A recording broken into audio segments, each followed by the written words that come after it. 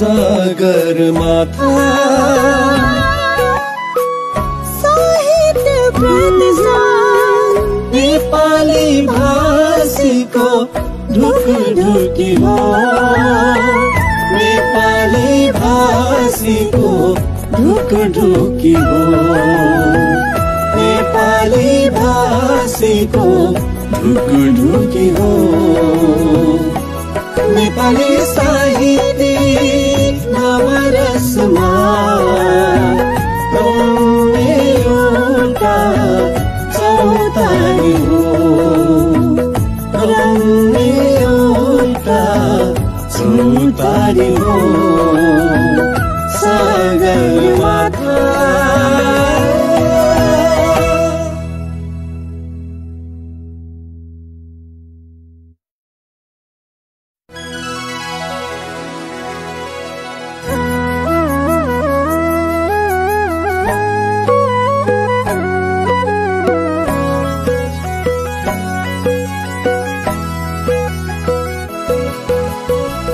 सगरमाथा साहित्य प्रतिष्ठान नेपाली भाषीको ढुकढुकी हो, नेपाली भाषीको ढुकढुकी हो, नेपाली भाषीको ढुकढुकी हो। नेपाली साहित्यिक नवरसमा गाउने एउटा चौतारी हो, गाउने एउटा चौतारी हो। सगरमाथा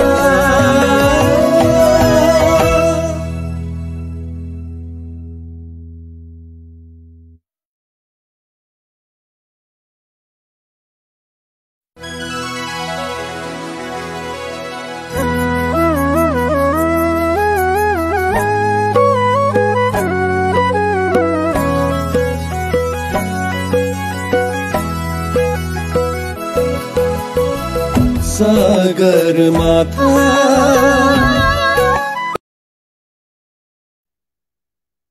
नमस्कार, म डिजी शर्मा सगरमाथा साहित्य प्रतिष्ठानको फेसबुक पेजबाट यति बेला युएको अबुधाबीबाट बोलिरहेको छु।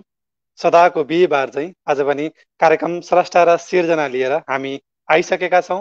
हरेक बिहीबार नेपाली समय साँझ 8 बजेदेखि प्रसारण हुँदै आएको कार्यक्रम स्रष्टा र सिर्जनाको आज पनि हामी 87औं श्रृङ्खलामा छौँ, 87औं बसाइमा छौँ र कार्यक्रममा आज पनि हामीले एकजना नारी स्रष्टालाई लिएर आएका छौँ। हुन त यस कार्यक्रममा नारी स्रष्टाहरू कमै मात्रामा जोडिँदै आउनु भएको छ। फेरि आज एकपटक नारी स्रष्टा हुनुहुन्छ। नेपाली साहित्यको कविता र निबन्ध विधामा विगत 4 दशकभन्दा लामो समयदेखि सशक्त रूपमा कलम चलाउँदै आउनुभएकी एकजना वरिष्ठ कवि निबन्धकार आजको हाम्रो बसाइमा रहनु हुनेछ। त्यसै गरी समालोचना पनि उहाँको चाहिँ कलम चल्दै आएको छ। साहित्यिक पत्रकारिता र शिक्षण पेसामा पनि उहाँ आबद्ध हुनुहुन्छ। दर्जनौं सम्मान तथा पुरस्कारबाट सम्मानित स्रष्टा हुनुहुन्छ। यिनै बहुआयामिक व्यक्तित्वकी धनी वरिष्ठ कवि निबन्धकार समालोचक आदरणीय मोमिला जोशीज्यू आजको हाम्रो बसाइमा रहनु हुनेछ, जो यति बेला ललितपुरबाट हामीसँग जोडिसक्नु भएको छ। कार्यक्रममा हामी उहाँको साहित्य लेखनको यात्रासँगै नेपाली साहित्यको कविता निबन्ध विधामा हामी केन्द्रित रहेर विशेष कुराकानी गर्नेछौँ र समय रहेको खण्डमा हामी साहित्यका अन्य पाटामा पनि हामी विशेष कुराकानी गर्दै कार्यक्रमलाई विशेष बनाउने कोसिस गर्नेछौँ। थुप्रै प्रिय मनहरूले हेरेर साथ दिइरहनु भएको छ। तपाईँ सम्पूर्ण प्रिय मनहरूलाई कार्यक्रम स्रष्टा र सिर्जनाको आजको 87औं श्रृङ्खलामा हार्दिक स्वागत गर्न चाहन्छु र तपाईँहरूको बसाइ कार्यक्रमको अन्त्यसम्म रहन्छ भन्ने पनि मैले आशा लिएको छु। हाम्रो कार्यक्रमलाई सेयर पनि गर्दै गर्नुहोला ताकि अन्य प्रिय मनहरूले पनि हामीलाई हेर्न सक्नुहुनेछ। यति बेला हामी सगरमाथा साहित्य प्रतिष्ठानको फेसबुक पेज सँगसँगै युट्युब च्यानल एएस इन्टरटेनमेन्ट मार्फत लाइभ आइरहेका छौँ, जसलाई काठमाडौँमा बसेर यसै प्रतिष्ठानका पूर्व उपाध्यक्ष अमन एकलजीले हाम्रो कार्यक्रमलाई तपाईँहरूमा लामो समयदेखि युट्युब मार्फत पुर्याउँदै आउनुभएको छ। उहाँप्रति पनि हामी हार्दिक आभार प्रकट गर्न चाहन्छौँ। र आजका पाहुना मोमिला जोशीज्यूलाई स्क्रिनमा जोड्नुभन्दा पहिले उहाँको परिचय समेटिएको भिडियो सामग्री हामी राख्नेछौँ। त्यसपछि मात्रै हामी कार्यक्रममा उहाँलाई जोडेर उहाँसँग थप कुराकानी गर्दै कार्यक्रमलाई अगाडि बढाउनेछौँ। त्योभन्दा अगाडि उहाँको परिचय समेटिएको यो छोटो भिडियो सामग्री।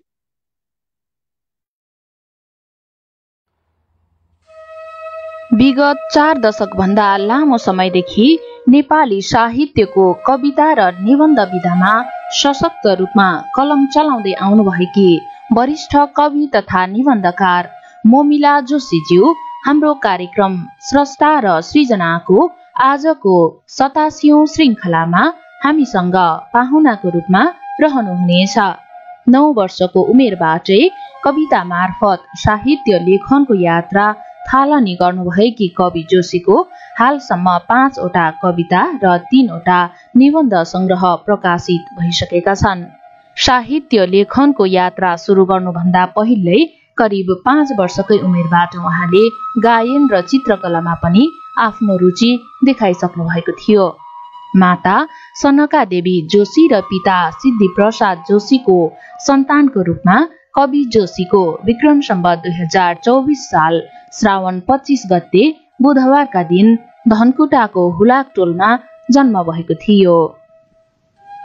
30 को दशकबाट साहित्य लेखनको यात्रा सुरु गर्नुभएकी कवि जोशीको 2052 सालमा प्रकाशित कविता संग्रह पैयों फुल्न थालेपछि पहिलो कृति हो। त्यसैगरी जुनकिरीहरू ओर्लिरहेछन् 2055, दुर्गम उचाइमा फूलको आँधी 2060, भीमसेन थापाको सुसाइड नोट 2070 र सिलेक्टेड पोएम्स सन् 2013 मा प्रकाशित उहाँका अन्य कविता संग्रहहरू हुन्।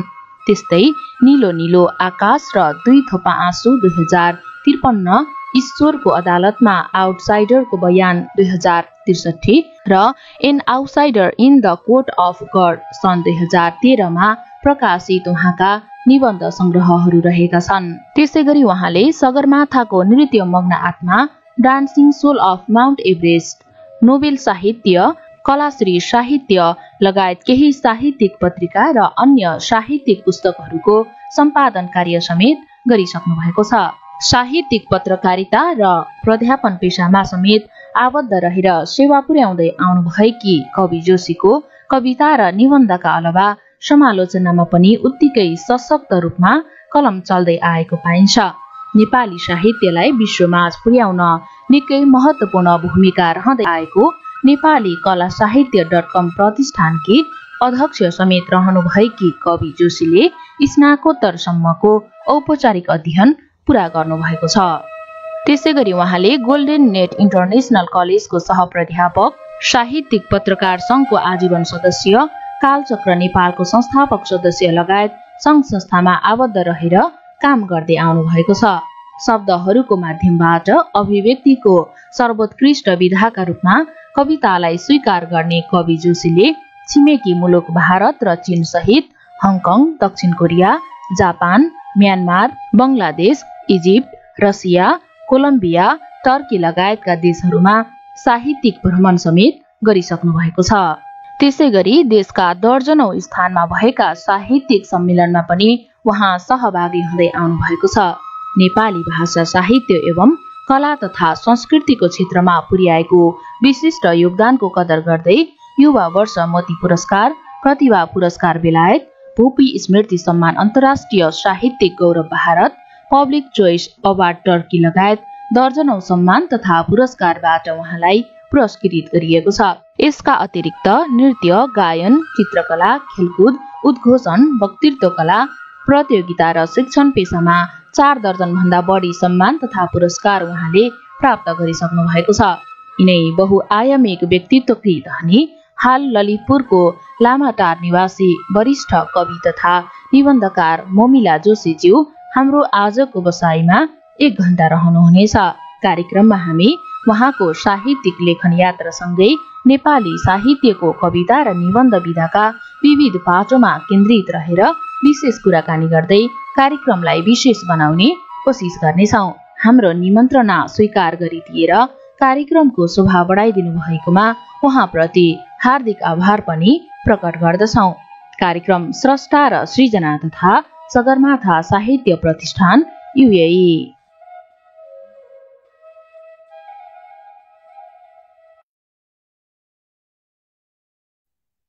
कार्यक्रम स्रष्टा र सिर्जनाको आज हामी 87औं श्रृङ्खलामा छौँ, 87औं बसाइमा छौँ र यहाँले थाहा पाइसक्नुभएको छ आजको बसाइमा हामीसँग वरिष्ठ कवि निबन्धकार मोमिला जोशीज्यू हुनुहुन्छ।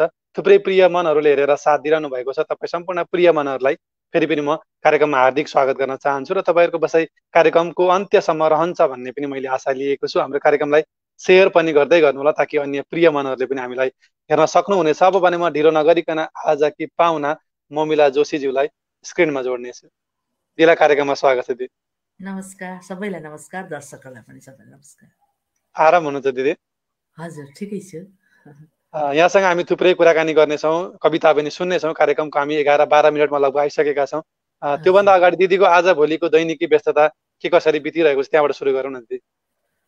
अब त्यही त हो नि, अलिअलि अब आफ्नो दैनिक कार्य पढाउने काम त छँदैछ, त्यसपछि अलिअलि सम्पादन, अलिअलि लेखन, यसरी बितिरहेको छ। थप कुराकानी गर्नुभन्दा अगाडि हामी एउटा कविता सुनौँ कि भन्ने लागेको छ, त्यसपछि हामी थप कुराकानी गरौँ न दिदी। हजुर, छोटो कविता भन्छु है ल। हुन्छ। नयाँ सोच्नु पछिका पहेलीहरूमा एउटा छोटो कविता पढाउन चाहन्छु, एकदमै छोटो।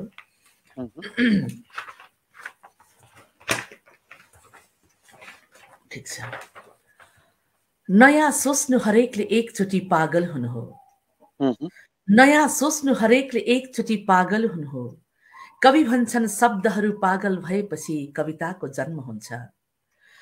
कवि भन्छन् शब्दहरू पागल भएपछि कविताको जन्म हुन्छ। हो जब रङ्गहरू पागल हुन्छन् खुला स्पेस चित्रमय बन्छ। 7 सुर पागल भए 8औं सुरमा सङ्गीतको अवतरण हुन्छ। उद्धृत र सारा अन्यहरू पागल हुँदा सिङ्गो जीवन नै रङ्गमञ्चमा रङ्गबद्ध बन्छ र उपसंहारमा यिनै कोष्टकभित्रका एक मुष्ट पागल समयहरू नै कालान्तरमा एक उचाइ सभ्यता अग्लन्छ। धन्यवाद। यो सुन्दर कविताका लागि यहाँलाई मैले विशेष हार्दिक आभार प्रकट गर्न चाहेँ। र आज हामी विशेष गरी कविता र निबन्ध सँगसँगै तपाईँको साहित्यिक लेखन यात्राको विषयमा केन्द्रित रहेर हामी विशेष कुराकानी गर्नेछौँ र समय रह्यो भने हामी अन्य विषयमा पनि पक्कै कुराकानी गर्नेछौँ। मैले सुरुमै जोड्न चाहेँ, यहाँले चाहिँ 5 वर्षको उमेरबाट गायनमा रुचि राख्नुभयो, त्यस पछाडि चित्रकलामा रुचि राख्नुभयो, पछि गायन सँगसँगै चित्रकला सँगसँगै 9 वर्षको हुँदाहुँदै चाहिँ तपाईँले कविता लेखनबाट चाहिँ साहित्यिक लेखन यात्रा सुरु गर्नुभयो। त्यति सानै उमेरमा चाहिँ यो साहित्यप्रति, यो कला सङ्गीतप्रति रुचि चाहिँ कसरी जाग्यो यहाँको? एक अर्थमा त हरेक मान्छेमा आफ्नो आफ्नो एउटा भोग, अस्तित्वको भोग हुन्छ भन्ने कुरा म विश्वास गर्छु। सायद ममा पनि त्यो एउटा अस्तित्वको भोग थियो होला, तर त्यो भोगलाई जगाइदिने काम चाहिँ मेरो परिवेश, खास गरी मेरो बुवा चाहिँ असाध्य प्रतिभाशाली हुनुहुन्थ्यो र उहाँ चाहिँ सबै क्षेत्रमा गायनदेखि लिएर चित्रकला, गायन, सङ्गीत, लेखन, मूर्तिकला, कुनै एउटा त्यो विधा थिएन कि जुन विधा चाहिँ बुवाले छुनुभएको थिएन होला सायद। यस कारणले पनि उहाँले नै मलाई गीत गाउँदाखेरि मैले जुन 5 वर्षको उमेरमा जुन मैले गीत गाएँ र प्रथम पनि भइयो जिल्ला प्रतिस्पर्धामा, सानो मादल बजाएर गाइएको थियो टेबलमाथि, दयाराम सरले माथि राखिदिनु भएको थियो। मलाई त्यो त याद छ राम्रैसँग होइन, सानै भए पनि। र त्यति बेला अब त्यो परिवेश, त्यो गीत बनाइदिने मेरो बुवा नै हुनुहुन्थ्यो। गीत लेखिदिने, बनाइदिने र सिकाइदिने सबै मेरो बुवा नै हुनुहुन्थ्यो र यसरी मैले आफ्नो यात्रा सुरु गरेकी हुँ। 9 वर्षको उमेर, 24 सालमा जन्म, 33 साल, करिब 33 सालबाट चाहिँ लेखन यात्रा गरेर अहिले 77-78 सालसम्म करिब 4 दशकभन्दा लामो समयसम्म लेखिरहनु भएको छ र एउटा साहित्यिक नेपाली साहित्यमा एउटा उचाइ हासिल गर्नुभएको छ। त्यति सजिलै त यहाँसम्म आइपुगिएन होला पक्कै पनि, केही न केही बाधा अप्ठ्याराहरू त झेल्नु पर्यो होला, त्यो पनि थोरै खुलाइदिनु न दिदी। अब सबै बाधा उही हाम्रो माधव घिमिरेज्यूले भन्नुभए जस्तै ढुङ्गाको काप फोरेर पनि उम्रन्छ विफला, सृजना शक्ति संसारमा कहिले हुँदैन विफला। एक अर्थमा त त्यसलाई नै लिउँ, तर अर्को अर्थमा भन्ने हो भने बाधा अडचन बिनाको फुल्नु त के अर्थ भएर होइन। काँडा बीच फुल्नुको मजा सायद गुलाफले बुझेको होला, त्यस्तै सायद अब एउटा फुल्दाखेरिको मजा पनि भनौँ ठोक्कर बिनाको त सङ्गीत नै कहाँ हुन्छ र। त्यस कारणले सानातिना अब भनौँ न ठुल्ठुला कुराहरू नगरौँ होइन। अब कस्ता कस्ता मान्छेले कति कुराहरू झेलेका हुन्छन्, अब हामीले उही रुन्चे पिन्चे कुरा गरेर त केही भएन र पनि जीवनका अप्ठ्याराहरूलाई पार गर्दाको एउटा पार गर्दाखेरि त गाह्रो हुन्छ, तर पीडा पनि अतीतका पीडाहरू पनि सम्झिँदा त सुन्दरै लाग्छन् नि। त्यसकारण ती सबै वरदान थिए भने ठान्छु, ती सबै सङ्गीतमय थिए भने ठान्छु। त्यसकारण त्यति धेरै म यस्तो पार गरेँ त भन्न त आवश्यकता रहेन। जीवनमा भोगेका ती अप्ठ्याराहरू चाहिँ लेखनमा चाहिँ आयो कि आएन? अब अलिअलि त आउँछन्, हेर्नुहोस् होइन, भोगाइहरू पनि आउँछन्, देखेका आउँछन्, सुनेका आउँछन्, बुझिएका आउँछन्। तर यसको अर्थ यति हो कि मैले भनेको चाहिँ मेरै पीडामा चाहिँ मैले लेख्छु भने त म के लेखक भएँ त नि, त्यो त होइन नि त। कम्तीमा जेनरलाइज हुनु पर्यो, ती कुराहरू साधारणीकरण हुनु पर्यो, अनि नै लेखनको अर्थ हुन्छ। त्यस कारणले हामीले लेख्ने भनेको त अब उही जहाँ जहाँ छुपिएका कुराहरू छन् ती कुराहरूलाई उजागर गर्ने, अथवा हामीले यथार्थलाई प्रस्तुत गर्नुको अर्थ हामीले जस्ताको तस्तै यथार्थ प्रस्तुत गर्ने पनि होइन, कलात्मक पनि त हुनै पर्यो। त्यस कारणले गर्दाखेरि हामीले प्रस्तुत गर्ने कुराहरू भनेको आफ्नै भोगाइ मात्र चाहिँ होइन है, जे भए पनि आफ्नै भोगाइ मात्रै त हुँदैन, तर आफ्नो भोगाइ पनि म पनि एउटा मान्छे त हुँ नि त। मेरो भोगाइ पनि त मसँगै सामान्यकरण त हुन सक्छ नि त। कतिका कुराहरू भने अरूका कुराहरू पनि सामान्यकरण गरेर लेखिन्छ। त्यस कारणले आफ्नै मात्रै हुन्छ भन्ने चाहिँ पक्कै पनि होइन, तर कुनै न कुनै रूपमा सामान्यकरण गरेर चाहिँ आएकै छ। पक्कै पनि साहित्यका अन्य धेरै विधा हुँदा हुँदै होइन तपाईँले चाहिँ कविता र निबन्धमा एकदमै सशक्त रूपमा कलम चलाउँदै आउनुभएको छ। पछिल्लो समयमा समालोचनामा पनि यहाँको कलम चल्दै आएको छ र तपाईँले चाहिँ बेला बेला अभिव्यक्तिको सबैभन्दा शक्तिशाली र सुन्दर माध्यम भनेको कविता हो भनेर भन्दै आउनु भएको छ। कवितामा त्यस्तो चिज के हुन्छ अरू विधाभन्दा फरक? तपाईँलाई मलाई कस्तो लाग्छ भने कविता भनेको एउटा सूत्र जस्तै हो, साहित्यको सूत्र होला। मैले भन्न चाहेको कुरा चाहिँ खास त्यही हो। साहित्यको पनि सूत्र कतै भेटिन्छ भने कवितामा भेटिन्छ। मैले यो कुरालाई मैले प्रमाणित गर्नलाई के भनेकी थिएँ भने मैले एउटा लीलाध्वज थापाको जुन उपन्यासको उदाहरण पहिले पनि दिइसकेकी छु, एउटा मन भन्ने उपन्यास छ। त्यसमा मलाई त्यो उपन्यासमा त्यो प्रमुख पात्र नारी पात्रले पाएको दुःख त आफ्नो ठाउँमा छँदैछ। कथा बुन्दाखेरि कथा सरर जान्छ, हाम्रो मस्तिष्कले टिप्छ भन्ने कुरा छँदैछ। तर मेरो मस्तिष्कलाई झन्कृत पार्ने चाहिँ एउटा पंक्ति छ, स्वर्गमा सुख छैन किनकि त्यहाँ दाँच्नका लागि दुःख छैन। यो काव्यात्मक पंक्तिले म यति झन्कृत हुन्छु कि यो एउटा सिङ्गो जीवनको आदर्श हो। हेर्नुहोस्, किनकि संसारमा गुलाफ मात्रै फुल्ने भए गुलाफको के अर्थ हुन्थ्यो होला र, होइन र? त्यसको लागि त सामिप्यमा त अर्को एन्टी कुरा त हुनै पर्यो। त्यस कारणले स्वर्गमा सुख छैन भन्नुको अर्थ त के हो त, सुखै सुख मात्रै छ भनेको, दुःख नभएको हुनाले मात्रै तुलनीय छैन भनेको। र यस कारण यो कुराले जति असर गर्छ, जति प्रभाव पार्छ नि, त्यो कथा चाहिँ फितलो लाग्छ मलाई चाहिँ। त्यो भने त सामान्य कुरा हो। हामी बाँच्दै जान्छौँ, हिजो यस्तो भयो, भोलि यस्तो भयो, अथवा अस्ति त्यस्तो भयो, त्यहाँबाट त्यहाँ गए, त्यहाँबाट त्यहाँ गए, ऊ यात्रा लेखे जस्तै हो त्यो। हेर्नुहोस्, तर त्यस्ता कुराहरू चाहिँ यस्तो झन्कृत पार्छ कि हाम्रो मस्तिष्कको तारले यति झन्कृत पार्दछ कि मलाई लाग्छ सङ्गीतको परम आनन्द त्यति बेला प्राप्त हुन्छ। हेर्नुहोस्, शब्द पनि सङ्गीत भएर आफै गुन्जिन्छ, मन र मस्तिष्कमा आफै झन्कृत हुन्छन्। त्यस कारणले कविता नै थोरैमा धेरै भन्न सकिने, सूत्रात्मक रूपमा थोरैमा धेरै भन्न सकिने र धेरै कुराहरूलाई धेरै थोरै कविताभित्रै समेट्न सकिने भएको हुनाले शक्तिशाली माध्यम हो भन्नुमा मलाई कुनै हिचकिचाहट छैन। कविताको त्यो शक्तिलाई पछिल्लो पुस्ताले धानेको पाउनुहुन्छ कि पाउनुहुन्न? पछिल्लो पुस्ताले चाहिँ एउटा कलाको पक्षलाई चाहिँ निकै मजाले प्रस्तुत गर्न थालेको कुरा पनि हुन्छ, मलाई महसुस गरेकी छु। र अर्को कुरा के पनि हो भनेदेखि सबैले धानेकै छ भने त म भन्दिनँ, तर केही पछिल्ला पुस्ताका केही कविहरू साँच्चै नै धानिरहेका छन्, राम्रा छन्। यसमा म कुनै त्यसलाई भन्नको लागि मलाई चाहिँ एकदम हाम्रा पछिल्ला पुस्ता चाहिँ कमजोर आफूभन्दा त्यस्तो होइन। हामीभन्दा साना भाइ बहिनीहरूले अझ राम्रो लेख्न सक्छन् र कहिलेकाहीँ हामी उनीहरूले लेखेको कुराले हामीलाई कति लोभ्याउँछन्, होइन? त्यो चाहिँ एउटा राम्रो पक्ष हो जस्तो लाग्छ। तर कतिपय कुराहरूमा चाहिँ अब सबैजना अब उही बाढीमा सबै मोती नै पाइन्छन् भने त होइन, बाढीमा सबै कुरा आउँछन्, होइन?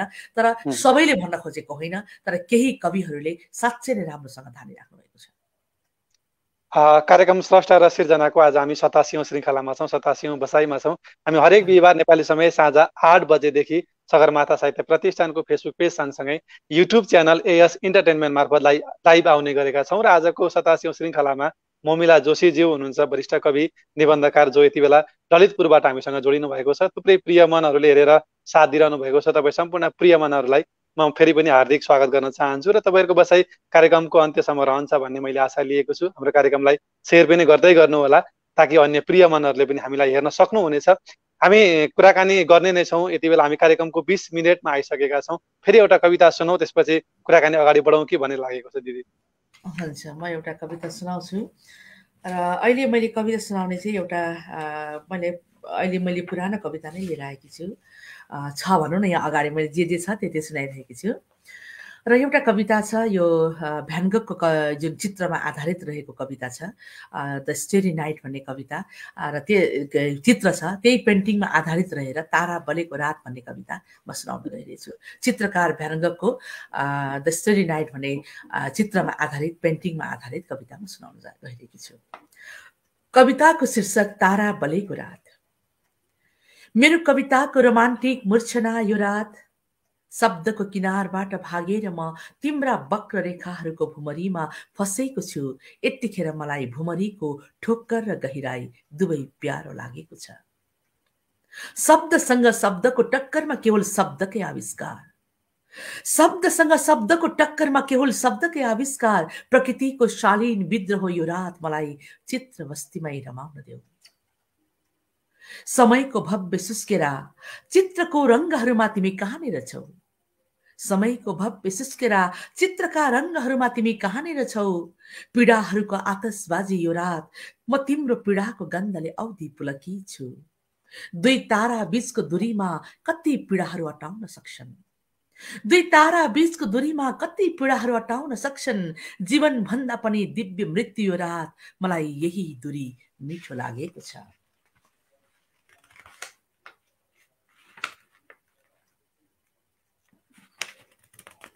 माफ गर्नु होला, मैले पल्टाउन ढिलो गरेँ।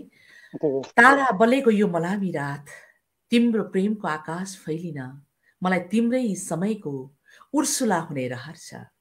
तिम्रै प्रेमिका उर्सुला हुने रहर छ। तिमी जस्तै म मेरो समयका आउटसाइडर हुँ। तर सभ्यताको प्रेममय विश्राम यो साइबर रात, सम्झेरै आत्महत्याको कुरा गर्ने छैन, किनकि रात आखिर उज्यालोमा छाया परेको न हो। धन्यवाद। यो सुन्दर कविताका लागि यहाँलाई विशेष म हार्दिक आभार प्रकट गर्न चाहन्छु। कविता आयो, कविताकै कुरा गर्छु म। कविको, विशेष गरी कविको कुरा, कविहरू त्यसै पनि कोमल मन भएको मानिस तुलनात्मक रूपमा भन्ने गरिन्छ। त्यसमाथि नारी स्रष्टा झनै कोमल मन, होइन?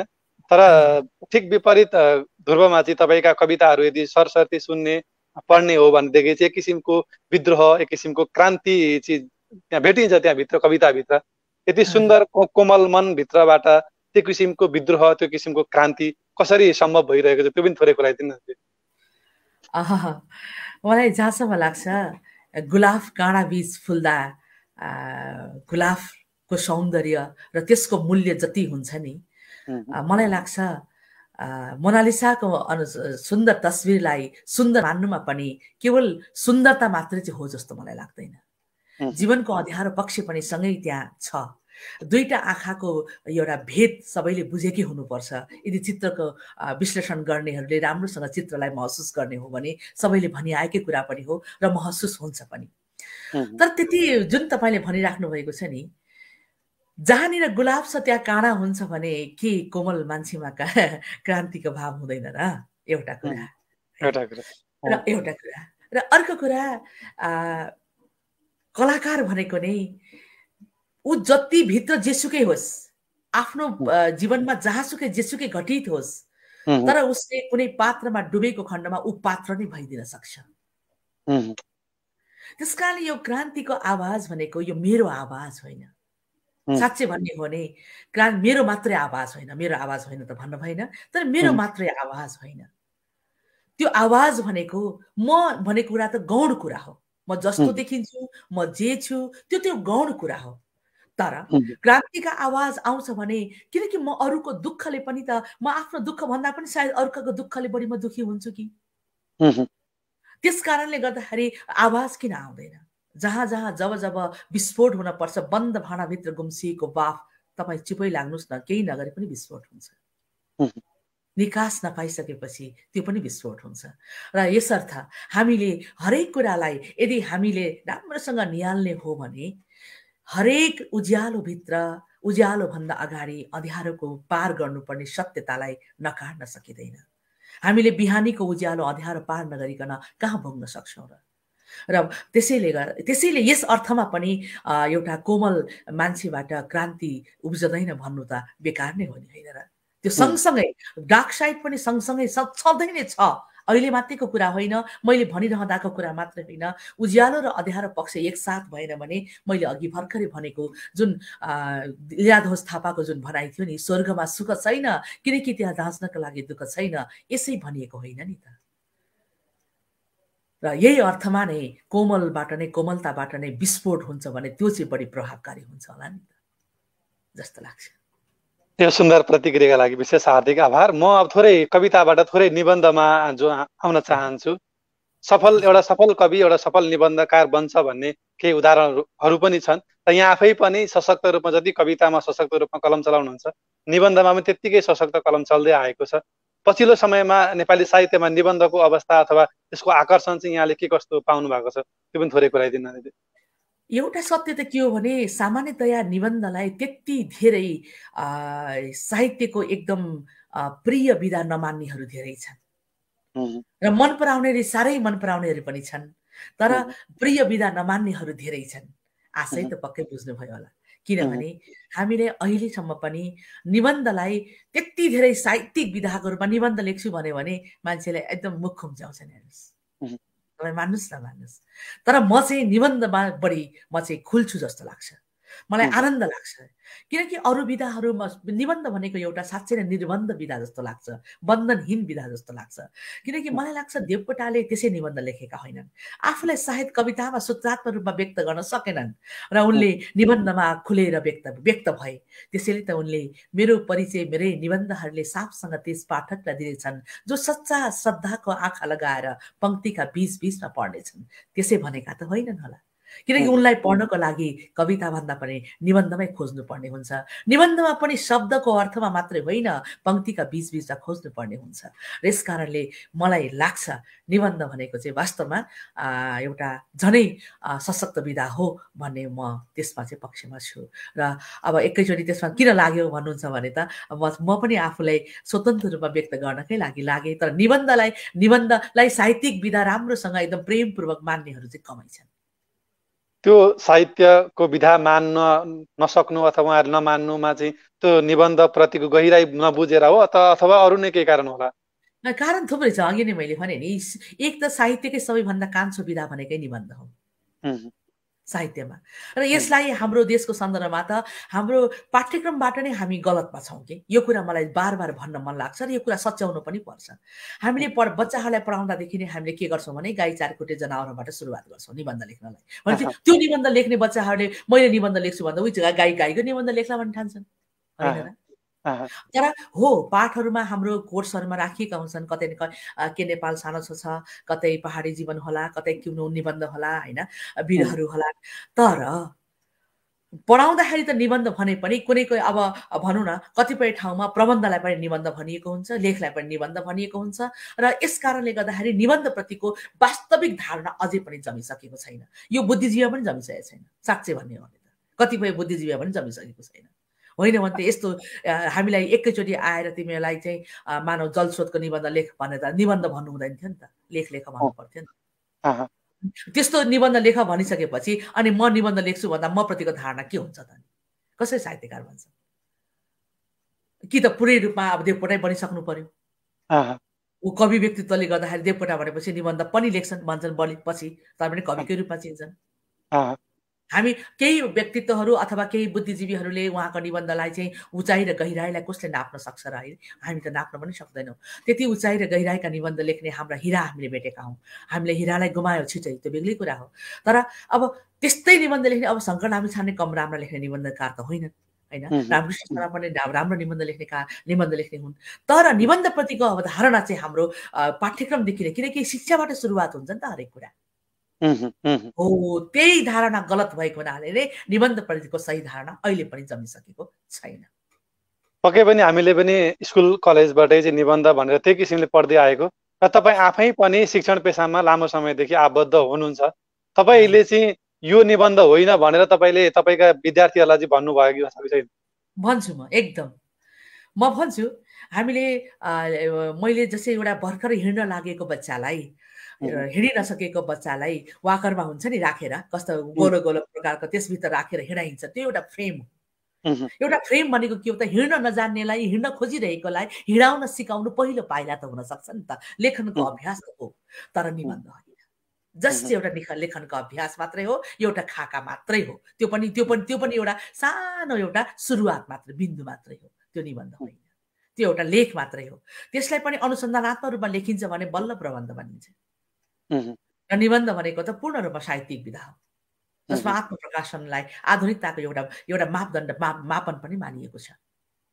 र यो कुरा त हाम्रो पाठ्यक्रममा बनाउनेहरूले पाठ्यक्रमलाई निर्धारण गर्नेहरूले पनि धेरै कुरा सोच्नु पर्ने थियो र आजसम्म त्यति राम्रोसँग चाहिँ अलिअलि त सोचिएकै होला किन सोच्नुहुन्न होला र सबै बुद्धिमान हुनुहुन्छ होइन हामी भन्दा तर त्यति भएर पनि राम्रो गहन प्रकारले अथवा अलिकति त्यसलाई सेन्सिटिभ भएर संवेदनशील भएर चाहिँ सोचिएको जस्तो चाहिँ लाग्दैन मलाई।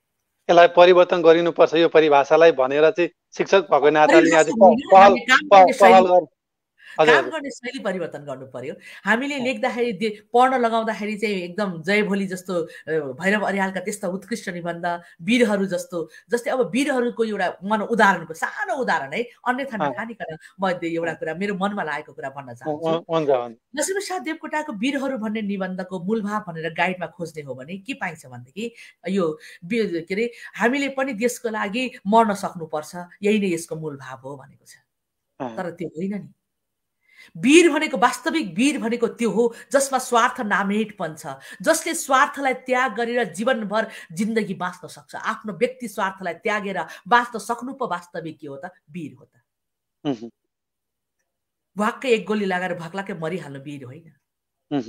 त्यहाँ भनिएको चाहिँ स्वार्थ त्याग आफ्नो स्वार्थलाई त्याग गर्न सक्नु मदर टेरेसा जस्ता त्यो जिन्दगी बाँच्ने चाहिँ वास्तविक वीर हो अर्काको लागि बाँच्ने भन्न खोजिएको हो त्यहाँ त्यही नै छ स्वार्थ नाम। तर लेख्दाखेरि हामीले अलिअलि कुरो त मिल्छ नमिल्ने त होइन तर यथार्थ वास्तविक गहिराई मिल्दैन यस्तै हो।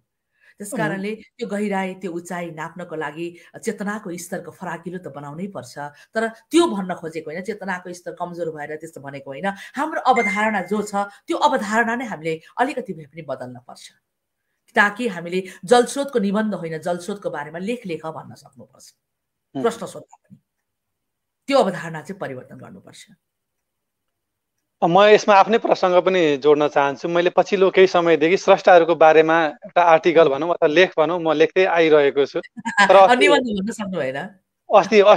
एकपल्ट के भयो भने त्यो आर्टिकललाई चाहिँ लेख निबन्ध भनेर आयो म आफै पनि एकछिन छक्क परेँ किनभने मैले त लेख भनेर लेखिरहेको थिएँ तर निबन्ध भनेर आइदियो अनि म आफै कन्फ्युजन भयो यो निबन्ध थियो कि अथवा लेख थियो कि भन्ने कुरा म आफै कन्फ्युजनमा रहेँ। यस्तो अवस्थामा लेख र निबन्ध बीचको अन्तर सम्बन्ध अथवा त्यो बीचका भिन्नताहरू चाहिँ ठ्याक्कै भन्नु पर्यो भने कसरी छुट्याउनु पर्छ? केही छैन अब मैले ठ्याक्कै भनेको कुरा मैले भनेको नै अन्तिम सत्य चाहिँ होइन किनभने सत्य अन्तिम छैन भन्ने कुरा चाहिँ सबैले स्वीकार गर्नै पर्छ म त्यो अहङ्कार चाहिँ राख्दिनँ तर मैले भनेको कुरामा केही सत्यता जरुर छन् होला हैन। ती सत्यता के हो त भन्दाखेरि मैले भन्न चाहेको कुरा चाहिँ के भने आधुनिक निबन्ध भन्ने बित्तिकै हामीले हृदयको बाटो भएर मस्तिष्कका तारहरूलाई झन्कृत पार्न सक्नुपर्छ र त्यसमा चाहिँ एउटा जस्तै निबन्ध कविता जस्तो हुन सक्छ निबन्ध अलिकति कथा जस्तो पनि हुन सक्छ। शङ्कर लामिछाने कथा जस्तो निबन्ध लेखे देवकोटाले कविता जस्तो निबन्ध लेखे हैन र त्यस्तो हुन सक्छ र संस्मरण जस्तो पनि हुन सक्छ अलिकति संस्मरण अलिकति कथा जस्तो हुन सक्छ तर कथा जस्तो घटना भएर पनि लेखकीय चिन्तन सँगसँगै आउनुपर्छ त्यहाँ होइन भने त्यो निबन्ध होइन। त्यो घटनालाई लिएर उसले त्यसलाई चाहिँ प्रमाणित गर्न सक्नु पर्यो कि त्यो घटना यस कारणले भनेको हो र यो कारणले भन्दा उसले त्यहाँ त्यसको त्यो विचार र चिन्तन र दर्शन त्यहाँ आइपुग्नु पर्छ होइन भने त्यो पागल प्रलाप हो त्यो केवल घटनाको वर्णन मात्रै हो त्यो निबन्ध होइन। जस्तै नाटक जस्तो पनि हुन सक्छ निबन्ध तर नाटक जस्तो संवादलाई बोल्दा बोल्दै लेखकले आफ्नो निबन्धकारले आफ्नो त्यसको धारणा अवधारणा मान्यता सँगसँगै ल्याउन सक्नुपर्छ। जस्तै तपाईँले अब म यसमा चाहिँ हुन त म यो क्लास त होइन होइन, तर पनि म एउटा प्रश्न भने हजुर म सानो एउटा उदाहरण दिन चाहन्छु है त। ल यो कसो हुन्छ। होला, हुन्छ कि एकदमै हुँदैन? मजाले हुन्छ, यो प्रश्नाउनकै लागि मैले यो प्रश्न उठाएको। हजुर हजुर, जस्तै मेरो एउटा निबन्ध छ होइन, र यो निबन्ध पुरातात्विक सहरमा एक आउटसाइडर कृति भन्ने निबन्धको एउटा बिचको एउटा सानो अंश म हजुरलाई यहाँ हाम्रो दर्शक श्रोतालाई म सुनाउन चाहन्छु। र यो चाहिँ कथाको एउटा टुक्रा जस्तो छ, तर त्यो टुक्रामा मैले आफ्नो चिन्तन त्यो कुरा ल्याउनको लागि मैले यो घटना ल्याएकी हुँ भन्ने कुरा चाहिँ म तपाईँलाई बुझाउन चाहन्छु। जस्तै नत्र त कथा हुन्थ्यो नि, होइन तर निबन्ध हो यो। जस्तै अचानक यो निर्वासन भूमिमा 7 दिनदेखि बाढी आएको छ, चारैतिर जलमग्न छ, लासहरूसँगै उद्धारकर्मीहरू यहाँसम्म आइपुगेका छन्। भर्खरै मात्र 2वटा लासहरू किनार लगाए उनीहरूले। तीहरू तिम्रै गाउँका रहेछन्, अझ निहाल्दा तिम्री आमा र मेरी आमा पो रहेछन्। हरे पानी बाफिनु कहाँ, बादलिनु कहाँ, बर्सिनु कहाँ, बाढी बग्नु कहाँ, अझ बगिरहनु कहाँ कहाँ, जन्म कहाँ, मृत्यु कहाँ, कठै मान्छे। यतिखेर तिमी हुँदा हौ त देख्ने थियो तिम्रो मेरो आँसुको रङ्ग फरक छैन। तिमी क्रिस्चियन, म हिन्दू, तर हाम्रो आँसुको धर्म फरक छैन। दुवै दुखी हुन्थ्यौँ, गमलङ्ग अँगालो हाल्थ्यौँ, बस अँगालोमै एक रात अँध्यारो बिताउँथ्यौँ, भोलि त उज्यालो नभई कहाँ छोड्थ्यो त। मैले यो भने र यसमा एउटा बाढी आउँदाखेरि मेरी आमा र तिम्रो आमालाई बगाएर ल्याएको छ। त्यति बेला तिमी र म सँगै हुँदा त हामी गमलङ्ग अँगालो हान्थ्यौँ, रुन्थ्यौँ, किनकि त्यति बेला रुँदाखेरि न तिम्रो आँसुको रङ्ग फरक छ न मेरो आँसुको रङ्ग फरक छ। तिमी क्रिस्चियन, म हिन्दू, तर हाम्रा दुःखको रङ्ग पनि फरक छैन। र अर्को कुरा, हामी रुन्थ्यौँ तर भोलि त उज्यालो अवश्य हुन्थ्यो। भनेपछि यहाँ कतिवटा दर्शन मैले प्रस्तुत गरेँ, तपाईँहरू भन्नुहोस् त। त्यो त कथा जस्तै छ, एउटा सानो घटना त।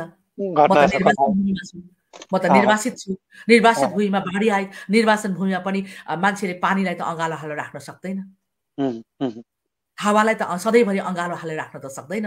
हिउँ पग्लेर बगेको पानी मेरो मात्रै हो भनेर नेपालले बाँध बाँध्न सक्छ त? सक्दैन, त्यो त बगेरै जान्छ। र लास्ट पनि आखिरमा मलाई निर्वासित त गर्यौ, समाजले निर्वासित गर्यौ या तिमीले जसले निर्वासित गरे, म निर्वासन भूमिमा छु, तर निर्वासन भूमिमा बाढी त आयो नि त। आखिर तिम्रोबाट बगेको पानी त थियो नि, त्यो मका आइपुग्यो नि त। आखिर लास पनि त बगाएर ल्याए त, त्यो लास त तिम्री आमा र मेरो आमा रहेछ नि त आखिरमा।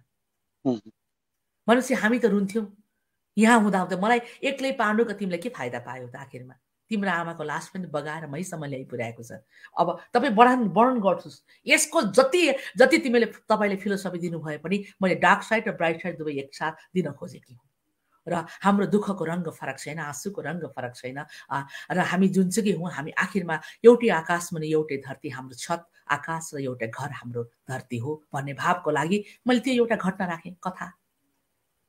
त्यो चाहिँ निबन्ध हुन्छ। हामी यहाँसँग थप कुराकानी गर्ने नै छौँ। कार्यक्रम स्रष्टा र सिर्जनाको आज हामी 87औं श्रृङ्खलामा छौँ, 87औं बसाइमा छौँ। कार्यक्रममा थुप्रै प्रिय मनहरूले हेरेर साथ दिइरहनु भएको छ। तपाईँ सम्पूर्ण प्रिय मनहरूलाई फेरि म हार्दिक स्वागत गर्न चाहन्छु। तपाईँहरूको बसाइ कार्यक्रमको अन्त्यसम्म रहन्छ भन्ने पनि मैले आशा लिएको छु। हामी हरेक बिहिबार नेपाली समय साँझ 8 बजे सगरमाथा साहित्य प्रतिष्ठानको फेसबुक पेज सँगसँगै युट्युब च्यानल मार्फत हरेक साँझ 8 बजे आउने गर्छौँ। र आजको बसाइमा हामीसँग पछिल्लो लामो समयदेखि 4 दशकभन्दा लामो समयदेखि कविता र निबन्धमा सशक्त रूपमा कलम चलाउँदै आउनुभएकी वरिष्ठ कवि तथा निबन्धकार मोमिला जोशीज्यू हुनुहुन्छ, जो यति बेला हामीसँग ललितपुरबाट जोडिनु भएको छ। उहाँसँग हामी थप कुराकानी पक्कै पनि गर्ने नै छौँ। त्योभन्दा अगाडि यो छोटो विश्राम।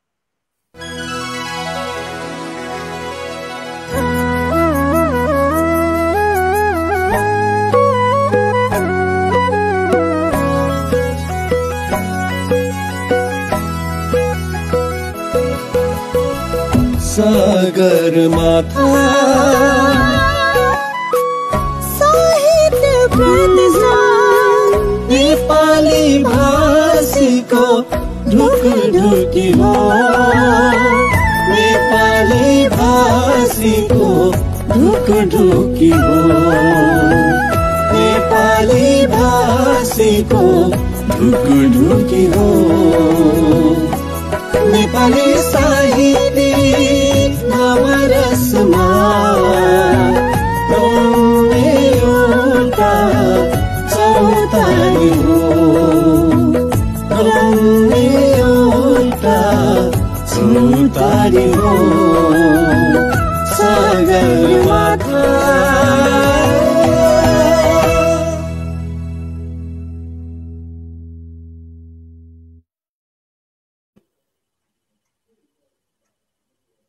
कार्यक्रममा फेरि पनि म स्वागत गर्न चाहन्छु। अब म थोरै कविता र निबन्धको प्रसङ्गलाई थोरै बदलेर म अरू कुरा जोड्न चाहन्छु। यहाँ चाहिँ साहित्यिक यात्रामा, साहित्यिक भ्रमणमा चाहिँ थुप्रै देशहरू, हङकङ, दक्षिण Korea, Japan, Myanmar, Bangladesh, Egypt लगायतका देशमा चाहिँ यहाँ साहित्यिक भ्रमणमा पुग्नु भएको छ होइन। त्यहाँ पुगिरहँदाखेरि चाहिँ उहाँबाट चाहिँ उताका साथीहरूले भनौँ, उहाँका साहित्यिक सर्जकहरूले चाहिँ नेपाली साहित्यलाई कसरी हेरेको यहाँले महसुस गर्नुभयो, त्यो पनि थोरै खुलाइदिनु दिदी। हामी जहाँ जहाँ गयौँ अथवा जहाँ जहाँ जान्छौँ, आखिरमा नेपाली साहित्य, नेपाली मनहरूले त स्वागत गर्छन् नै, त्यो नगर्ने कुरा नै भएन। किनकि भन्छन् नि, माइती देशको त कोही मान्छे मात्रै आयो भने पनि कति प्यारो हुन्छ भने जस्तै आफ्नो जन्मभूमिबाट आएका मान्छेहरू मात्रै भेट्दाखेरि पनि म्यानमार त मान्छे हामी भेट्दा मात्रै पनि ढोग्नु हुँदो रहेछ नेपाल जाँदाखेरि। त्यतिसम्म एउटा भावनात्मक रूपमा भनौँ न होइन, आफ्नो एउटा भूमिको भनौँ न, आफ्नो पुर्ख्यौली भूमिको भनेर त्यति धेरै सम्मान गर्नु हुँदो रहेछ। अब त्यो कुरा त छँदैछ। अब तर साहित्यको सन्दर्भलाई हामीले जोड्ने हो भने चाहिँ मलाई के लाग्छ भनेदेखि, हामीले जहाँ गएर कविता भन्यौँ र भन्न हामीलाई जस्तै सशक्त कविहरू जानुभएको थियो, सरूभक्त जानुभएको थियो कतिपय ठाउँमा विमल कोइरालाहरू हुनुहुन्थ्यो। र जहाँ जहाँ हामीले गयौँ त्यहाँ जाँदाखेरि हामीले एक्लै त गएका थिएनौँ। जस्तै कोरियामा जाँदा त हामी त 14 जना गएका थियौँ। अनि जे होस् है, यसरी जाँदाखेरि चाहिँ कस्तो हुँदो रहेछ भनेदेखि, एउटा समूहमा जाँदाखेरि चाहिँ एउटा राम्रो रेस्पोन्स चाहिँ आउँछ। अब व्यक्ति भनेको पनि एउटा राम्रो त अब राम्रै हो, त्यसको फाइदाजनक नै हुन्छ होला, तर समूहको एउटा यात्राले चाहिँ हामी एउटा नेपालीहरूको बलियोपन, आत्मीयपन चाहिँ झल्किन्छ। र त्यो पनि एउटा प्रिय पक्ष लाग्यो भने, अर्कोतिर हामीले चाहिँ अब अनुवाद गरेर हामीले त्यहाँ पनि प्रस्तुत गरेको हुनाले हाम्रा कविताहरू बुझाउनका लागि चाहिँ हामीलाई चाहिँ सहज पनि भयो। र त्यस्तो प्रकारले काम गर्दा चाहिँ बढी सजिलो हुँदो रहेछ। जस्तै अस्तिको मेडलिनकै अन्तर्राष्ट्रिय सम्मेलनमा पनि हामीले, अब मैले कविता त मैले नेपालीमै पढेकी हुँ, तर हाम्रो सबै कविताहरू चाहिँ त्यहाँ चाहिँ स्पेनिस हुने, त स्पेनिस बोल्नु हुँदो रहेछ, त्यहाँ त स्पेनिसमा अनुवाद गरिसकिएका थिए सबै कविताहरू, 10वटै कविताहरू। त्यस कारणले उहाँले, हामीले भन्दा पनि उहाँले यस्तो राम्रोसँग पढ्नुभयो कि मैले पढ्दा भन्दा पनि मलाई यस्तो लाग्यो कि उहाँले कविता पढ्दा चाहिँ साँच्चै मेरो कविता चाहिँ साँच्चै सुन्दर भयो होला जस्तो चाहिँ लाग्यो है। अरू त त्यस्तै होइन। त्यस कारणले यस्तो अनुभवहरू चाहिँ छन्। त्यस कारण हाम्रो कविताहरू, त्यसमाथि पनि उहाँले कविताको प्रशंसा चाहिँ निकै राम्रोसँग गर्नुभएको हुनाले अब पक्कै पनि हाम्रा नेपाली कविताहरू पनि दाज्नको लागि चाहिँ त्यति अयोग्य चाहिँ छैन होला भन्ने हामीले महसुस गरेका छौँ। भनेपछि यस किसिमको सहभागिता, यस किसिमको कार्यक्रमले नेपाली साहित्यलाई विश्व बजारमा पुर्याउनको लागि महत्त्वपूर्ण भूमिका पक्कै पनि निर्वाह गर्छ, महत्त्व खेल्छ। तर हामीले गर्न सक्ने, हामीले देशको जुन सहयोग चाहिन्थ्यो त्यो प्रकारले सहयोग भइदिएको भए चाहिँ हालिन्। अब आफ्नो स्वार्थलाई अलिकति पर सारेर काम गर्नुपर्ने हुन्छ हरेक उसमा होइन। जस्तै हामीले रोज्नुमा पनि हामीले सही रोज्नु, र के अरे अनुवादमा पनि सही अनुवाद गर्नु, र त्यसको बजार व्यवस्थापन पनि सही हुनु। अब तिनैवटा कुरा भएन भने त हुँदैन। हाम्रो सबभन्दा ठुलो कुरा त हाम्रो प्रकाशनकै समस्या छ, हाम्रो बजार व्यवस्थापनकै समस्या छ। अर्कोतिर हाम्रो अब हामीले माधवी उपन्यासलाई अनुवाद के अरे अनुवाद गर्नको लागि भनेर हामीले कति प्रपोजल राख्यो सरकारलाई, तर सरकारले एकचोटि पनि हामीलाई सुनिदिएनन्। र कति धेरै दुःखको कुरा, करोडौँ रुपियाँ कहाँ कहाँ जान्छन्, तर हामीले त्यति मदनमणि दीक्षित बाँचेकै बेलामा यदि त्यो हामीले अनुवाद गर्न सकेको भए हामीले सायद नोबेल पुरस्कारको लागि हामीले राख्न सक्थ्यौँ कि। किनकि पूर्वलाई चिनाउने, पूर्वीय दर्शनलाई चिनाउने त्यति उत्कृष्ट उपन्यास अर्को छैन। हाम्रो 10वटा उपन्यास हामीले छानेका छौँ, त्यसमा उत्कृष्ट उपन्यासमा त्यो एउटा पनि हो जसलाई चाहिँ विश्वमा चिनाउन सकिन्छ भन्ने हाम्रो विश्वास। तर दुःखको कुरा, काम गर्न गाह्रो छ। हेर्नुहोस्, यो चाहिँ पक्का गाह्रो हो। हेर्नुहोस्, छोरी हुनुको अर्थमा भन्नुहोस्, यसलाई चाहिँ पक्का काम गर्न गाह्रो हो। यो प्रसङ्ग मैले किन पनि उठाएँ भने पछिल्लो समय नेपाली साहित्यलाई विश्व बजारमा पुर्याउनका लागि एउटा महत्त्वपूर्ण भूमिका निर्वाह गर्दै आएको चाहिँ कलासाहित्य.com, नेपाली कलासाहित्य.com प्रतिष्ठान जो छ त्यसको तपाईँ अध्यक्ष पनि हुनुहुन्छ। यसले चाहिँ नेपाली साहित्यलाई अनुवाद गरेर विश्व बजारमा पुर्याउँदै आएको छ। थप यसका कार्ययोजनाहरू अथवा यसले कसरी काम गर्दै आएको छ, रोडम्याप थियो, पुरा भयो, तर हामीले काम पुरा गर्न सकेका छैनौँ। हेर्नुहोस्, धेरै कुरा त बोल्नु भएन, किनकि अरू कारण होइन, सबै हामी काम गर्न सक्छौँ। एउटै मात्रै कारण के त भन्दाखेरि हामीसँग पैसा छैन। आर्थिक रूपमा हामी त्यसलाई पूर्ण रूपमा हामीले त्यसलाई अगाडि बढाउन सकेका छैनौँ। किन अनुवाद जस्तो पाए त्यस्तो अनुवाद गरेर भएन। जस्तै अब 630 पृष्ठ छ हाम्रो माधवी उपन्यास, त्यसले अनुवाद गराउनको लागि पनि त सित्तैमा त गराउनु भएन नि त। कति दुःख हुन्छ भाइ बहिनीहरूले भन्नुहोस् त। अब त्यसको लागि खोजनिबेज गरेको त्यो गर्न सकिएको छैन हेर्नुहोस्। त्यसमा प्रकाशन गर्नु पर्यो, त्यसमा फेरि बाहिरको हाम्रो नेटिभ स्पिकरलाई पनि त एडिट त गर्न लाउनु पर्यो नि। त्यसको सही अस्तित्वको लागि त हामीले गऱ्यौँ मात्रै भनेर काम गर्नु मात्रै ठुलो कुरा होइन नि, बाँच्नु मात्रै ठुलो कुरा होइन नि। कसरी बाँच्नु ठुलो कुरा भने जस्तै कसरी काम गर्नु त्यो झन् ठुलो कुरा हो हेर्नुहोस्। अब त्यो कसरी काम गरे जस्तो मात्रै गर्नु चाहिँ मलाई चाहिँ त्यति प्रिय लाग्दैन भनौँ न। अब र यस अर्थमा हामीले राम्रै काम गर्ने हो भने त्यसको राम्रै हामीले जोखिम पनि उठाउनुपर्छ र त्यो जोखिम उठाउनको लागि हामीलाई साथ सपोर्ट चाहिन्थ्यो, त्यो चाहिँ हामीले प्राप्त गर्न सकिरहेका छैनौँ। तर पनि प्रयास जारी छ है, त्यसो त हामी लडिरहेका त छैनौँ। पक्कै पनि सबैभन्दा धेरै अनुवाद गरिएको कविता सङ्ग्रह जो महेश पौडेलले अनुवाद गर्नुभएको छ त्यसलाई पनि यहाँले सम्पादन गरेर यही नेपाली कला संग्रह.com ले बजारमा ल्याएको छ होइन। आगामी दिनमा यसरी अनुवाद गरेर विश्व बजारमा पुर्याउने योजनामा चाहिँ यहाँहरूको आगामी योजनाहरू चाहिँ के कस्ता रहेका छन् त्यो थोरै बताउनु मिल्छ? योजना त कति छ कति हेर्नुहोस्, पुरै निर्धारित छ। तर यति हो कि हामीले खालि अनुवाद गरिसकेका छौँ। जस्तै अब हामीले भर्खरै हामीले कन्नड भाषाका कविताहरूलाई नेपालीमा अनुवाद गरेर प्रकाशित गर्यौँ। हाम्रो पनि नेपालका कविताहरू पनि कन्नड भाषामा अनुवाद गरेर त्यहाँ पनि प्रकाशित गरे। त्यस्तै हामीले चिनिया भाषाका कविताहरू अनुवाद गरिसकेका छौँ। तर अनुवाद गरेर हाम्रो खालि एउटै कुराले मात्रै अड्केको छ, त्यहाँ चाहिँ किन हो थाहा छैन। हाम्रो एम्बेसडरलाई त्यहाँ लेखिदिनु भनेको लेखिदिनु भएको छैन, होइन भने त्यो पनि प्रकाशित भइ नै हाल्छ। अब सायद छोडिदिन्छौँ त्यो कुरालाई, हामी आफै प्रकाशित गर्छौँ। र यसरी नै त्यस्तै प्रकारले नाइजेरियन कविताहरू पनि हामीसँग करिब तयारी अवस्थामा छन्, त्यो पनि छिटै अनुवाद हुँदैछ। त्यस्तै म्यानमारको पनि हामीसँग हुँदैछ। कामहरूको लस्कर छ, तर यस्तै थोरै समस्या चाहिँ त्यतातिर मात्रै छ। काम गर्न मान्छेको पनि होइन, हामी जुट्न सक्छौँ तर आर्थिक रूपमा नै हामी सबैभन्दा ध्वस्त छौँ हेर्नुहोस्। यही ध्वस्तताले गर्दाखेरि हामीलाई गाह्रो भएको। भनेपछि नेपाली साहित्य पनि विश्व बजारमा पुर्याउन लागेको छ भनेर भन्दाखेरि हुन्छ होइन त? दाबी गर्न सक्छौँ ढुक्कैले। पक्कै पनि छान्न चाहिँ सक्नुपर्छ। कार्यक्रम स्रष्टा र सिर्जनाको 87औं श्रृङ्खलामा छौँ, 87औं बसाइमा छौँ। मौमिला जोशीज्यू हुनुहुन्छ। निकै रमाइलो कुराकानी भइरहेको छ। थुप्रै प्रिय मनहरूले हेरेर साथ दिइरहनु भएको छ। तपाईँ सम्पूर्ण प्रिय मनहरूलाई फेरि पनि म हार्दिक स्वागत गर्न चाहन्छु। हामी सकेसम्म कार्यक्रमलाई 1 घण्टामै टुङ्ग्याउने कोसिस गर्नेछौँ। अब हामी थोरै प्रसङ्ग बदलेर पुरस्कारको कुरा गर्नेछौँ। तपाईँले थुप्रै सम्मान तथा पुरस्कारहरू चाहिँ पाउनु भएको छ होइन। मोती पुरस्कारदेखि लिएर अघि हामीले कार्यक्रमको सुरुवातमै कुरा गऱ्यौँ। बेलायतबाट चाहिँ 1 लाख रुपियाँ नगद र ताम्रापत्र सहितको पुरस्कार पनि पाउनु भएको छ, लगायत दर्जनौं सम्मान पुरस्कार पाउनु भएको छ। यस किसिमको पुरस्कारको महत्त्व अथवा अर्थ चाहिँ एउटा स्रष्टामा कस्तो किसिमको प्रभाव, त्यसले चाहिँ कस्तो प्रभाव पार्छ, यहाँले के महसुस गर्नुभएको छ त्यो पाइरहँदाखेरि चाहिँ? अब राम्रो एउटा उदाहरण के भनेदेखि, प्रेम उसलाई गर्नु जसलाई प्रेमको आवश्यकता छ, दया उसैलाई गर्नु जसलाई दयाको आवश्यकता छ, होइन त? अब त्यस्तै प्रकारले हामी जस्ता स्रष्टाहरूलाई हामी प्रफुल्ल नहुने त कुरै भएन। पुरस्कार प्रेमले दिएपछि प्रेमलाई स्वीकार नगर्ने कुरै भएन र यसले ऊर्जा थप्ने कुरामा पनि कुनै दुई शङ्का रहेन। र यसले पक्कै पनि पुरस्कारले हामीलाई साँच्चै भन्ने हो भने चाहिँ पुरस्कार भनेको मैले गरेको कामको अनुमोदन हो। मैले गरिरहेको काम ठिक छ भन्ने एउटा अनुमोदन त पक्कै हो नि।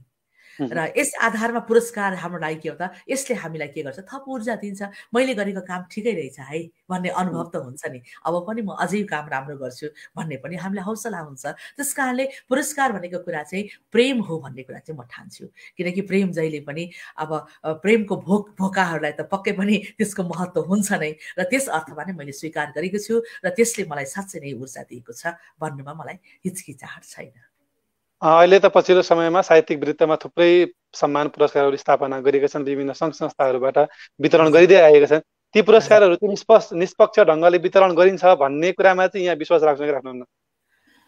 अरूको त कति कुरा गरौँ र होइन, अरूको कुरा अरूलाई नै जिम्मा दिउँ। तर हामीले हाम्रो संस्थाबाट जसरी हामीले पुरस्कार हामीले समर्पण गर्दै, हामी पुरस्कार बाँड्ने पनि भन्दैनौँ, किनकि पुरस्कार यति सम्मानित चिज हो जसलाई हामी समर्पण गर्ने भन्छौँ। उहाँको योग्यतालाई समर्पण गरिएको हो, बाँडेको होइन। तर त्यस कारणले हामीले गर्दाखेरि हामीले अन्तिम सीमासम्म त्यहाँ निष्पक्षता होस् भनेर हामीले भरमग्दुर प्रयास गरेका छौँ। हामी सबैजना बसेर छलफल गरेर एकदम यो कारणले यो ठिक छ, यो कारणले यस्तो हो, हाम्रो कारण चित्त बुझेपछि मात्रै त्यो व्यक्तिको मुठ्ठीमा छैन। त्यस कारणले हामीले चाहिँ कम्तीमा हामीले चाहिँ अन्याय गरेका छैनौँ र हामीले आफ्नो विवेक सम्मत सबैजना बसेर हामीले सधैँ नै हामीले एकदम निष्पक्ष रूपमा हाम्रो तर्फबाट, किनकि एकल निर्णय भए पनि एउटा त्यहाँ पूर्वाग्रह हुन्छ त नि, सबैजना भएपछि त कारणसहित भएपछि त पूर्वाग्रह त हुँदैन। कारण यदि छ भने पनि उसले पनि आफ्नो कारण त बताउनै पर्छ।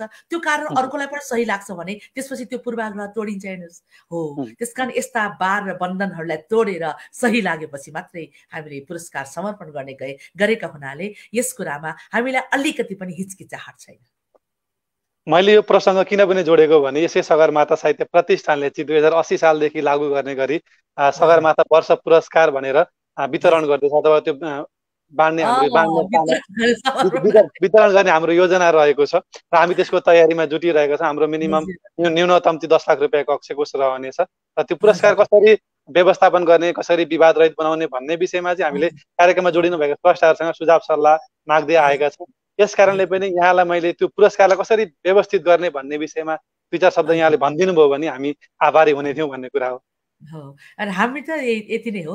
अलिअलि हाम्रा युवा पुस्ताका भाइ बहिनीहरूबाट पनि अलिअलि नोमिनेसन चाहिँ हामी नामहरू चाहिँ लिन्छौँ है। त्यसो त त्यहाँबाट आइसकेपछि मात्रै अनि त्यसपछि त्यहाँबाट हामी छान्ने काम चाहिँ फेरि हामी छान्ने केही नामहरूलाई फेरि त्यहाँबाट पनि सेलेक्सन गर्छौँ र त्यसपछि मात्रै अनि हामी मिटिङमा अब यति नाममध्ये हामी कसरी कसलाई चाहिँ ठिक हुन्छ त भनेर मजाले हामी कार्य समितिमा छलफल गर्छौँ। हामी हाम्रो लागि चाहिँ सुझाव दिनु पर्यो भने पुरस्कार वितरणका लागि विवाद रहित र उत्कृष्ट दिनेलाई पनि दिए जस्तो पाउनेलाई पनि पाए जस्तो बनाउनको लागि चाहिँ के कुरामा ध्यान दिनु पर्ला जस्तो लाग्छ यहाँले भन्नु पर्दाखेरि चाहिँ? होइन, यो त एउटा मान्छेकोले सही इरादा लिएर काम गरिसकेपछि मलाई जहाँसम्म लाग्छ तपाईँले विवाद खप्नु पर्दैन, इरादा सही हुनुपर्छ। सत्य कुरा चाहिँ त्यही हो, स्वार्थ रहित। हाम्रो देवकोटाले भने जस्तै स्वार्थ नामेटपन यदि तपाईँमा छ भने तपाईँले गर्नुभएको कर्ममा स्वार्थको लेस मात्र पनि हुँदैन। त्यो कर्म जहिले पनि त्यसको होला, कसैले प्रश्न चिन्ह उठाउलान्, त्यो प्रश्न उठाउँदैन भनेको पनि होइन, उठाउन सक्छन्, तर उठाए पनि त्यो उठाइने प्रश्नहरूको त्यो चाहिँ ठोकिएर उसैतिर लाग्छ। हेर्नुहोस्, तपाईँको इरादा ठिक छ भने। हामी कार्यक्रमको अन्त्यमा छौँ। हामी अन्त्यमा एउटा कविता पनि सुन्दै नै छौँ र अब एउटा प्रसङ्ग यो चाहिँ अब साहित्यसँग सम्बन्धित पनि हुनसक्छ अथवा त्यो साहित्यभन्दा पर पनि हुनसक्छ। यो मैले थोरै सानो विषय उठाउन चाहेँ। मैले एउटा तपाईँहरूको एउटा कार्यक्रम हेरेको थिएँ युट्युबमा, चाहिँ लेखनमा लैङ्गिक भेदको सकस भन्ने एउटा मैले कार्यक्रम युट्युबमा हेरेको थिएँ। तपाईँहरूले पनि हेर्न चाहनुहुन्छ भने त्यो युट्युबमा भेट्न सक्नुहुनेछ। त्यहाँ मलाई एउटा गजबको लागेको प्रसङ्ग चाहिँ के थियो भने नारी स्रष्टाहरूले आपत्ति जनाएको एक किसिमले चाहिँ कुनै पनि नारी स्रष्टाहरूले सिर्जना राखिरहँदाखेरि अथवा कतै पोस्ट गरिरहँदाखेरि फोटो सहित राख्यो भने सुन्दर लागेर कसैले सुन्दर भनिदियो भने एक किसिमले सकस हुन्छ नारीहरूलाई भन्ने किसिमको उहाँको त्यो अभिव्यक्ति त्यहाँ मैले महसुस गरेको थिएँ। तपाईँ आफै पनि सुन्दर नारी स्रष्टा हुनुहुन्छ, यदि मैले तपाईँ सुन्दर हुनुहुन्छ भने तपाईँले सकस मान्नुपर्ने त्यस्तो खास कारण केही रहन्छ दिदी? यसमा चाहिँ मैले एकदम दिल से केही कुराहरू कहिलेकाहीँ के भन्न मन लाग्छ भने लेखनलाई ओझेल पारेर तपाईँ सुन्दर हुनुहुन्छ मात्रै भनिराख्नुहुन्छ भने त सकस त भइ नै हाल्छ नि, होइन र? तर लेखनसँगै तपाईँले इमान्दारपूर्वक तपाईँको आँख, अर्को कुरा त मान्छेको नियतमा पनि फरक पर्छ। हेर्नुहोस्, तपाईँले सुन्दर कुरालाई सुन्दर भन्नु कुन आपत्तिको कुरा हो र? अर्को कुरा तपाईँलाई सुन्दर लागेको कुरा सबैलाई सुन्दर लाग्छ भन्ने पनि त छैन नि, के फरक परेर? कसैलाई असुन्दर लाग्ला, कसैलाई सुन्दर लाग्ला, के फरक परेन। तर सुन्दरताको वर्णन गरेर तपाईँको मेरो लेखनलाई सबै कुरा छोप्ने काम गर्नुहुन्छ भने त तपाईँको पनि नियत खराब छ भनेर बुझ्नुपर्छ। हेर्नुहोस्, तर होइन, मेरो लेखन सँगसँगै तपाईँलाई सुन्दर लाग्छ भने तपाईँलाई सुन्दर भन्दा मलाई गर्व लाग्छ, मलाई खुसी लाग्छ। म स्पष्ट कुरा भन्छु। हेर्नुहोस्, त्यसमा स्पष्ट हुन चाहन्छु म, होइन? त्यसमा बेखुसी लाग्दैन। तर तपाईँलाई मैले बुझ्ने क्षमता मेरो पनि हुनु पर्यो। तपाईँले कुन रूपमा भन्नुभएको छ भन्ने कुरा गलत प्रकारले नै मान्छे कहिलेकाहीँ भन्दै नभन्दाखेरि त मान्छेको हेराइले मात्रै त सबै कुरा थाहा पाइन्छ भने बोल्दाखेरि त कसो थाहा नपाइला त, बुझिहालिन्छ नि। त्यस कारणले लेखकमा त्यति बुझ्ने क्षमता हुन्छ। हेर्नुहोस्, त्यस कारणले उसको नियतमाथि प्रश्न उठाएको हो, उसको सुन्दर भन्नुमाथि प्रश्न उठाएको होइन, त्यो सकस होइन। यदि भनेको हो भने त्यो भन्नलाई मात्रै गलत प्रकारले व्याख्या गरेको हो, होइन? कसैले सुन्दर कुरालाई सुन्दर भनिदिँदा, मलाई राम्रो कुराले राम्रो भनिदिँदा त्यो ठिक, नराम्रो कुरालाई नराम्रो भनिदिँदा त्यो ठिक। तर नराम्रोलाई राम्रो र राम्रोलाई नराम्रो भन्छ भने दालमे कुछ काला त बुझ्नै पर्छ, होइन? पछिल्लो समय फेसबुकमा आफ्नो रचना राख्दाखेरि चाहिँ नारी स्रष्टा होस् पुरुष स्रष्टा होस्, उहाँहरूले चाहिँ आफ्नो फोटो तस्बिर सहित राख्नुहुन्छ। कतै हामीले आफैले चाहिँ त्यो सिर्जनाको महत्त्वलाई छोप्ने गरी त्यो फोटो राखिरहेका छौँ भन्ने चाहिँ लाग्छ लाग्दैन यहाँ? हो, कस्तो राम्रो प्रश्न। यो चाहिँ त मलाई साह्रै गजबको प्रश्न लाग्यो आज चाहिँ है। साह्रै गजबको प्रश्न लाग्यो। यदि तपाईँले के अरे मैले कविता राखेँ भने, कविताको त्यहाँ कविता र फोटो तस्बिर राख्यो भने उसले आहा कस्तो राम्रो कविता भन्दैन, आहा कस्तो ब्युटिफुल भनेर फोटोलाई चाहिँ उसले व्याख्या गरिरहेको हुन्छ, कविताको गर्दैन। अर्को कुरा, मैले फोटो राख्यो भने फोटोको कयौँ लाइकहरू आउँछन् तर कविताको आउँदैन, किनकि कविता त पढ्नु पर्यो, बुझ्नु पर्यो, मनन गर्नु पर्यो, अनुभूत गर्नु पर्यो। त्यस कारणले मान्छेले फेसबुक भनेको के हो त, एउटा मिडिया, सामाजिक सञ्जाल यस्तो खालको कि जो चाहिँ एउटा पूर्ण रूपमा बौद्धिकले मात्रै हेर्छ भन्ने छैन। कतिपय ठुल्ठुला मान्छेहरू त फेसबुकै चलाउँदैन नि, कहाँ भ्याउँछन् र। तर पनि एउटा सामाजिक सञ्जाल त हो नि, फेरि होइन पनि त भन्न सक्दैनौँ हामी। त्यस कारणले त्यसलाई चाहिँ हजुर त्यसमा चाहिँ हामीले फोटो सहित राख्यो भने कम्तीमा फोटो सँगसँगै कविता पनि हेरिदिला कि भनेर पनि राख्नको हुनसक्छ नि, गलत मात्रै किन भन्नुहुन्छ, त्यो पनि त हुनसक्छ नि होइन।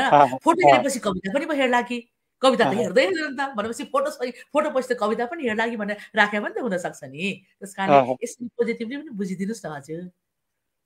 यो सुन्दर प्रतिक्रियाका लागि यहाँलाई विशेष हार्दिक आभार प्रकट गर्न चाहन्छौँ। हामी 55 मिनट पार भइसकेका छौँ। अब हामी एउटा कविता सुन्छौँ, त्यसपछि हामी कार्यक्रमलाई टुङ्ग्याउनेछौँ दिदी। सायद 5 मिनट लाग्ला। म एउटा कविता चाहिँ पहिले पनि त पढेकै हो होइन, तर म नगरवधुको वक्तव्य भन्ने कविता, म एकचोटि नारी स्रष्टा हुनुको अर्थमा अलिकति म यो कविता चाहिँ पढ्छु है त।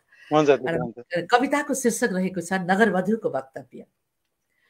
एकादेशको कथामा वर्णित राजकुमार जस्तो मेरा सोल्टी राजै, आज बेसरी हुरी चल्दा उहिले हुरिएर तिम्रो अगालोमा बेसरी बाँधिएको सम्झे। आज बेसमरी आकाश गर्जिँदा उहिले तिम्रो छातीमा शिर लुकाएर गर्जनको सट्टा तिम्रो धड्कन सुनेको सम्झे। आखिर यात्रा त हाम्रो प्रेमकै जस्तो लागेको थियो, तर प्रेमको बहानामा कस्तो विचित्र पर्खाल अग्ल्यायो तिमीले। तिमीसँगै मेरा सारा सपनाहरू पर्खाल बाहिर परेका छन्। बुझ्यौ, एक दिन यो बडेमाको पर्खाल भत्काएर मबाट बिछोडिएका मेरा सारा सपनाहरू जरुर आफ्नै अँगालोमा फर्काउने छु। त्यतिन्जेलसम्म सानो बिरुवा जतनले हुर्काए जस्तै कलमको पर्खाल अग्ल्याएर भए पनि मेरा एकमुष्ट सपनाहरू पर्खाल भित्र सम्हालेर राख्न भनी कवि बासु शशीलाई भनिदिनु। कविलाई जस्तै मलाई पनि पर्खाल त रत्तीभर मन पर्दैन, कविलाई जस्तै मलाई पनि पर्खाल त रत्तीभर मन पर्दैन, तर कहिलेकाहीँ पर्खालको जवाफ पर्खाल अग्ल्याएर नै दिनु पर्दो रहेछ। सबैलाई खुलेर भनिदिनु। सोल्टी राजै, तिमीले दिएको रातो गुलाफकै कसम, कुनै दिन तिमीले मलाई विश्वासको सिन्दुर भरेर यो पर्खाल भित्र आफ्नी वधु बनाई भित्र्याएका थियौ। तर मेरो निधारमा नगर वधुको धब्बा लगाइदिएर तिमी कहाँ कहाँ उडिरह्यौ। मलाई बेचेर गए पनि मसँगै तिमीले बेच्न नसकेको मेरै प्रेमको कसम, म पर्खाल भित्र नरकमा यहाँ खोजिरहे। तिमी गाउँमा मेरै घरको आँगन भएर स्वर्गैतिर बेग मारे चाहिँ निर्लज्ज घुमिरह्यौ। राजै, अझै सुन्दैछु आजै यतिखेर आफ्नो कोटको टाकमा अल्झिएका कपालका लामा रेसाहरूको फरफर तालमा तिमी महिला मन्त्रीको शपथ लिँदैछौ रे। तिमीलाई थाहा छ कि छैन, तिम्रो शपथमा झण्डा फरफराइरहेको त्यो कपाल त हाम्रो सुहाग रातमा श्रानीमा झरेको प्रेमको चिनो भने मैले नै तिम्रो कोटको टाकमा सिउरी दिएकी थिएँ नि। के गर्नु, सबैभन्दा ठुलो घात आफ्नाहरूले त गर्दा रहेछन्। आखिर डिएनए परिणाम किन उल्टो भइदियो, सूर्यलाई कुन्तीले सोध्याछ भनिदिनु। सानोमा आमाले नजर लाग्ला भने कालो टिको लगाइदिनु हुन्थ्यो।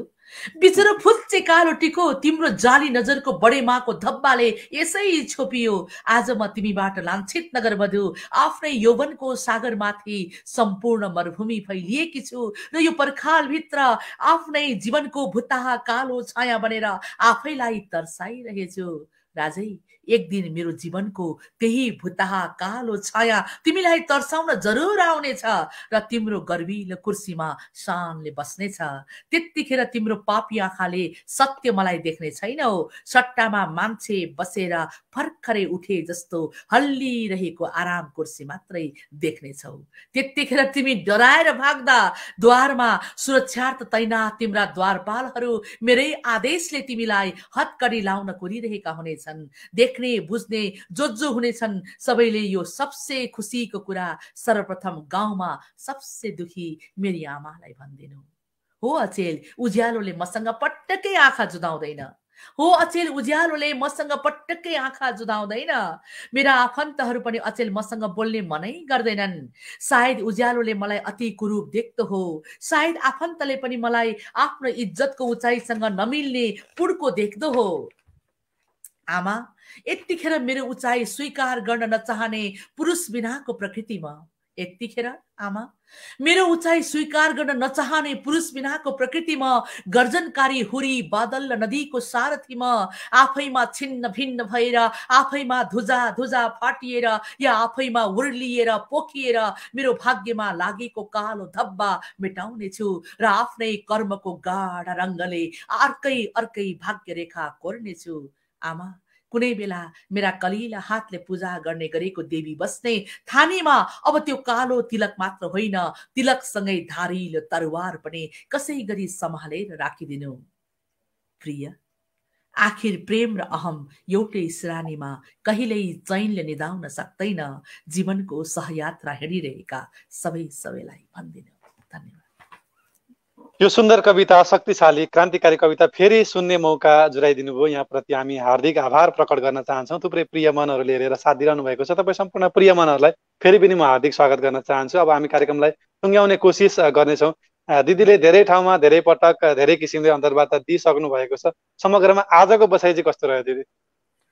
मलाई रमाइलो लाग्यो, एकदम अनौपचारिक लाग्यो, रमाइलो लाग्यो।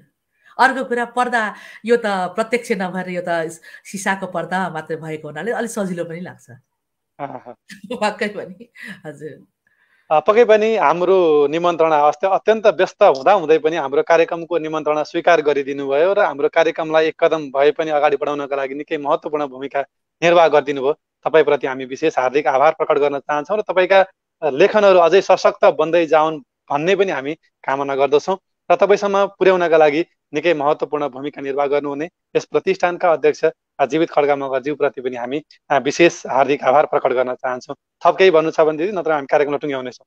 हजुर, मेरो पनि तपाईँ लगायत, प्रतिष्ठान लगायत, जीवित भाइ लगायत सबैलाई, मेरा दर्शकहरूलाई, प्रिय श्रोताहरूलाई मेरो पनि एकदम हार्दिक नमन र तपाईँहरूको आशीर्वाद मलाई लागुन् र म फेरि पनि छिट्टै राम्रो रचना कृतिहरू प्रकाशित गर्न सकौँ।